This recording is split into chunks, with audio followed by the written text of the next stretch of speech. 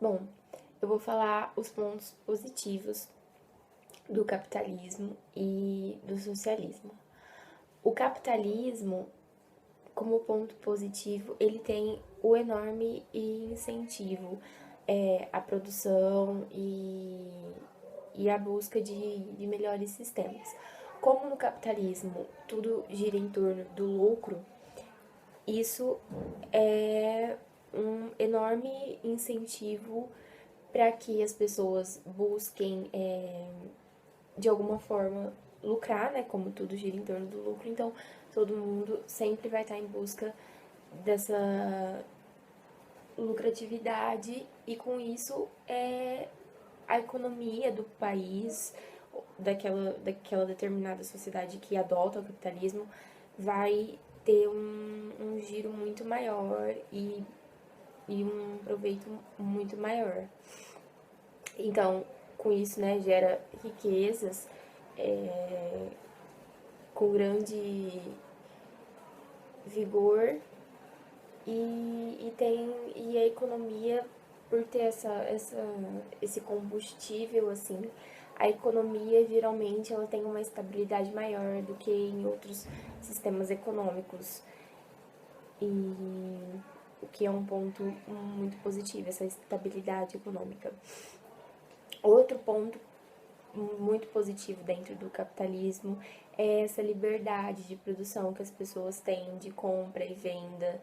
E a partir do momento que você tem como objetivo o lucro, você tem também a competitividade entre determinadas empresas ou seja o que for. Então, a competitividade, ela é um ponto muito positivo dentro do capitalismo, justamente por isso, porque a partir do momento que você tem pessoas que estão competindo, elas estão dando o seu melhor e também isso contribui com a economia. E com isso tudo, uma coisa leva a outra, porque justamente por ter essa competitividade, por cada um precisar ser melhor que o outro para poder ter um lucro maior, tudo isso requer um avanço muito grande de tecnologia e tudo mais. Então, contribui também para esse progresso de tecnologia e, enfim. Agora eu vou falar um pouco dos pontos positivos do socialismo. O socialismo, ele tem como ponto positivo uma distribuição de riquezas maiores, né? Porque no socialismo, pelo menos teoricamente, todos seriam iguais, teriam igualdade jurídica, igualdade econômica. Então isso é uma coisa muito boa, assim, né? E justamente por tudo ser muito mais a coletividade ter muito mais importância, então as pessoas elas têm um maior senso comunitário e social para contribuir para aquela sociedade como um todo e tal.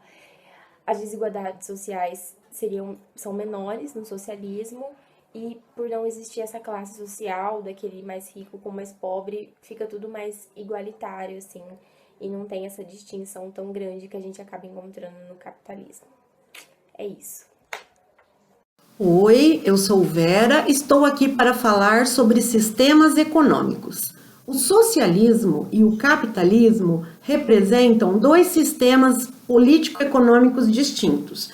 Enquanto que o socialismo tem de ser representado por um desejo de controle coletivo dos meios de produção, onde o Estado é centralizador dessas relações, o capitalismo investe muitos recursos, muitas vezes públicos, para incentivar e desenvolver a produção realizada por iniciativa de capital privado. No socialismo, não há distinção de classes sociais, pelo simples fato de todos serem proprietários dos meios de produção. Aqui é importante destacar que se o Estado representa o povo, então, por analogia, o domínio do Estado sobre os bens comuns representa o domínio do próprio povo. Uma desvantagem desse sistema é que é difícil estabelecer negócios quando tudo é controlado e limitado pelo governo. Outra limitação do socialismo é que sua implementação é muito complicada. E em vários países socialistas de hoje, o que acontece é que as pessoas são exploradas pelos seus governos. Já no capitalismo, o objetivo das iniciativas que concorrem no mercado é o lucro e a acumulação de capital. Porém, a busca incessante por lucros faz com que haja uma grande exploração do trabalho por parte dos donos dos meios de produção. Isso ocorre com mais intensidade por causa da falta de emprego. Como existe uma grande oferta de trabalhadores, os salários, consequentemente, são baixos. E também a modernização da produção acaba tirando um número elevado de postos de trabalho.